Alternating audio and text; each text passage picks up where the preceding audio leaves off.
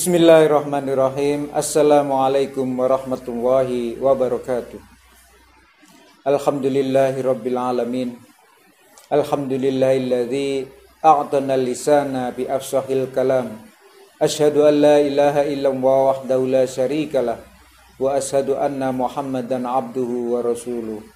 Allahumma shalli wa sallim wa barik ala sayyidina Muhammad wa ala alihi wa sahbihi ajma'in, amma ba'du.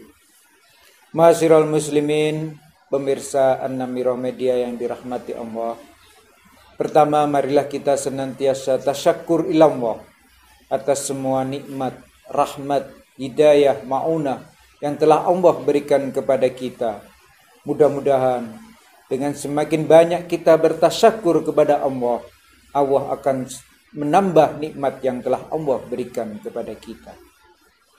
Salawat dan salam senantiasa kita curahkan kepada junjungan kita Nabi besar Muhammad sallallahu alaihi wasallam. Mudah-mudahan kelak kita sebagai umatnya mendapatkan syafaat di yaumil akhir. Ma'asyiral muslimin, pada hari ini kami mendapat tema kultum menjelang berbuka dengan tema Ramadan menjaga lisan. Ma'asyiral muslimin, di antara maksiat lisan adalah mencaci seorang muslim, melaknatnya, melecehkannya, mengatakan setiap perkataan dengan perkataan yang dapat menyakiti hatinya tanpa ada kebenaran dari syariat. Rasulullah sallallahu alaihi wasallam bersabda, "Sibabul muslim fusuq." Rawahu Bukhari. Mencaci seorang muslim adalah kefasikan. Hadis ini menyebut perbuatan seorang mencaci seorang muslim adalah kefasikan karena hakikatnya kefasikan ini atau mencaci seorang muslim ini termasuk dan tergolong dosa-dosa besar. Sedangkan melaknat artinya adalah mencaci orang lain serta mendoakannya agar dijauhkan dari kebaikan dan rahmat Allah Subhanahu wa ta'ala. Seperti ketika seseorang mengatakan, "Semoga Allah melaknatmu, semoga laknat Allah menimpamu." Itulah adalah perkataan-perkataan yang berupa laknat. Padahal melaknat seorang muslim adalah hukumnya dosa besar. Rasulullah sallallahu alaihi wasallam bersabda, "Laknul mu'min ka qatli." Melaknat seorang mukmin seperti engkau membunuhnya. Muttafaqun alaih.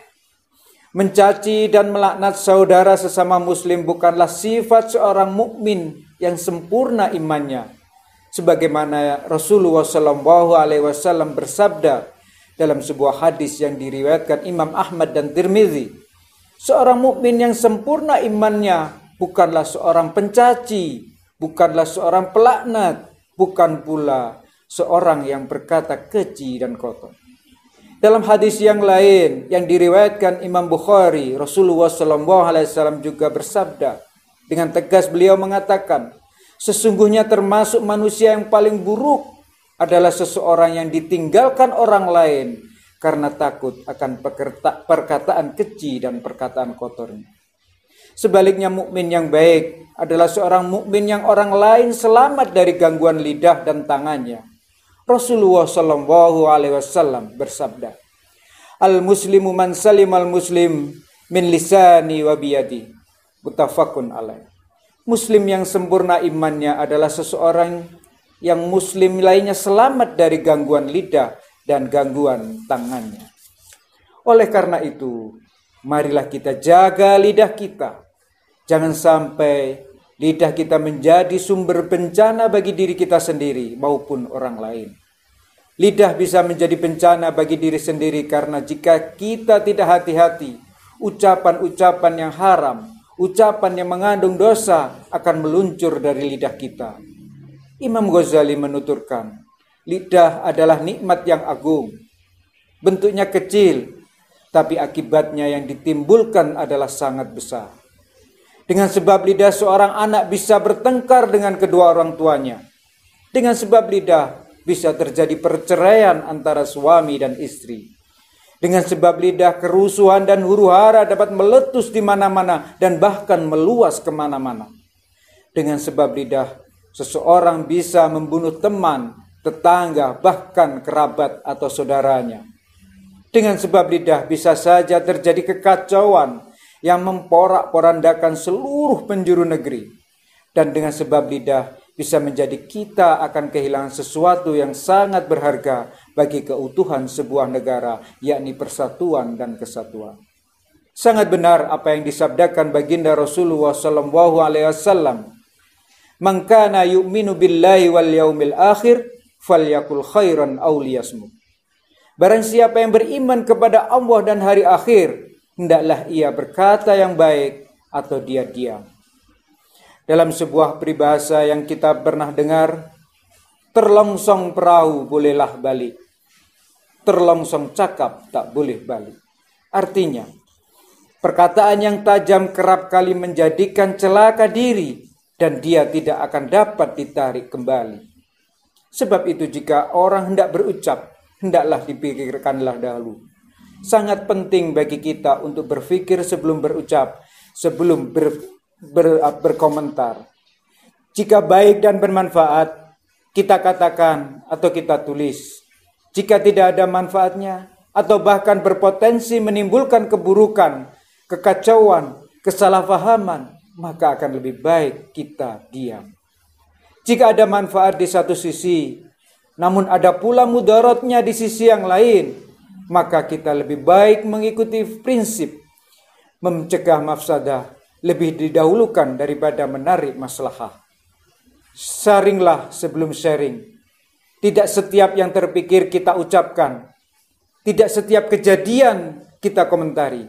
Jangan mengomentari sesuatu yang kita tidak ada ilmu tentangnya. Alih-alih komentar kita akan menyelesaikan masalah, justru menambah dan memberuncing masalah. Ma'asyiral muslimin, pemirsa Namirah Media yang dirahmati Allah. Jangan beri peluang sedikit pun kepada para pengadu domba untuk mencerai-beraikan kita. Tahan setiap ucapan atau komentar yang berpotensi memecah belah persatuan dan kesatuan. Beda pilihan boleh, asalkan jangan saling memaki.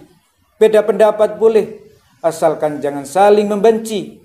Kritikan boleh disampaikan asal tetap menjaga kesantunan dan kesopanan. Jauhkan lisan kita dari sumpah serapah, mencaci, memaki, mencela, menista, mengejek, melaknat, mengutuk, menghina, mengolok-olok, merendahkan, mencibir, mencemooh, menjelekkan, menghasut, menggunjing, mengadu domba, dan bahkan memfitnah.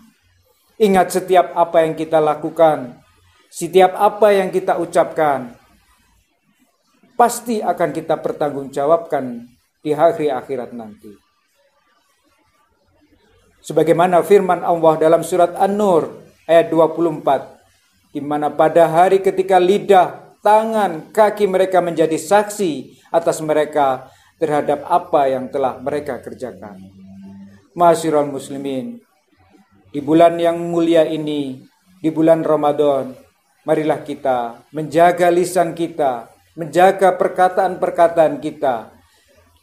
Kita jaga dari perkataan-perkataan yang dapat menimbulkan kemudaratan, baik untuk diri sendiri, untuk sesama umat Islam, untuk saudara-saudara kita yang lain. Mudah-mudahan Allah bisa menjaga kita dari perkataan dan perbuatan yang dilarang olehnya. Mungkin itu sedikit dari kami. Kurang lebihnya mohon maaf. Mudah-mudahan mendapat manfaat dari apa yang kami sampaikan. Wa akhiran wa muwafiq ila aqwamit thoriq. Assalamualaikum warahmatullahi wabarakatuh.